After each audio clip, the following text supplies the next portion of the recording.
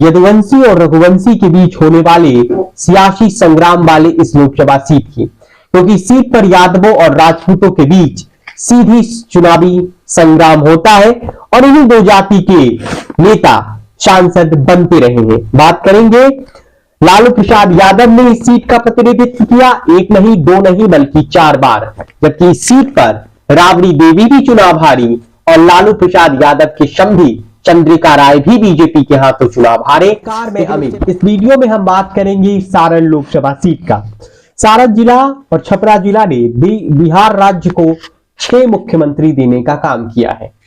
आज बात करेंगे यदुवंशी और रघुवंशी के बीच होने वाले सियासी संग्राम वाले इस लोकसभा सीट की, क्योंकि सीट पर यादवों और राजपूतों के बीच सीधी चुनावी संग्राम होता है और इन्हीं दो जाति के नेता सांसद बनते रहे हैं। बात करेंगे, लालू प्रसाद यादव ने इस सीट का प्रतिनिधित्व किया, एक नहीं दो नहीं बल्कि 4 बार, जबकि इस सीट पर राबड़ी देवी भी चुनाव हारी और लालू प्रसाद यादव के समधी चंद्रिका राय भी बीजेपी के हाथों चुनाव हारे। लेकिन उससे पहले 1990 के 70 के दशक तक ये सीट कांग्रेस के कब्जे में रहा करता था, लेकिन 1977 में जनता पार्टी की केंद्र में सरकार बनती है और कांग्रेस के हाथ से ये सत्ता फिसल जाता है इस सीट पर। 1962 से 1971 तक लगातार 3 बार रामशेखर सिंह कांग्रेस के एमपी यहां से बने। इस लोकसभा सीट में कुल 6 विधानसभा सीट है, जिसमें परसा, सोनपुर, गरखा, मढ़ौरा, अमनौर और छपरा सदर, ये 6 विधानसभा की सीटें हैं, जिसमें से अमनौर और छपरा सदर भाजपा के हिस्से हैं, जबकि बाकी चारों पर राजद का कब्जा है। इस सीट पर 26 साल के अभी जो वर्तमान सांसद है राजीव प्रताप रूडी, वे 1990 में महज 26 साल की उम्र में विधायक बन गए थे। 1996 में सांसद बने और इसके बाद लगातार 2 बार वह सांसद बनते रहे, जिसमें 1999 में भी वो सांसद बने, जबकि 2014 में वो राबड़ी देवी को हराकर लोकसभा पहुंचे और 2019 में उन्होंने राबड़ी देवी और लालू प्रसाद यादव के समधी चंद्रिका राय को हराकर बीजेपी के टिकट पर लोकसभा का सफर तय किया। अटल बिहारी वाजपेयी और नरेंद्र मोदी दोनों की सरकार में वो मंत्री भी रहे।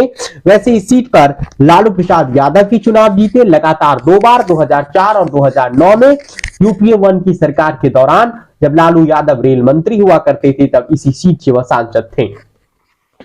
वैसे अब सवाल है कि 2024 में होने वाला लोकसभा चुनाव में यहां पर कौन कौन सी उम्मीदवार हो सकते हैं।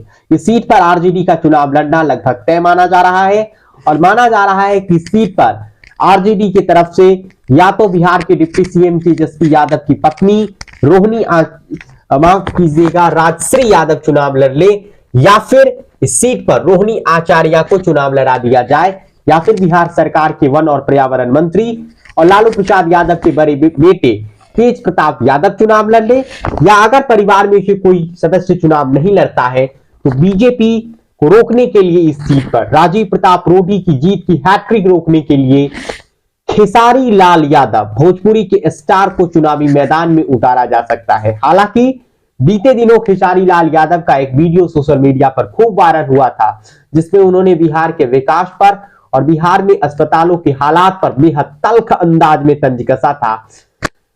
उनका वीडियो सोशल मीडिया पर वायरल हो रहा था। अब सवाल यह है कि क्या खेसारी लाल यादव राजद में शामिल होंगे और आरजेडी के टिकट पर उन्हें लोकसभा का चुनाव राजद लड़ाएगी, और अगर राजद लड़ाती है तो इससे कितना फायदा पहुंचेगा।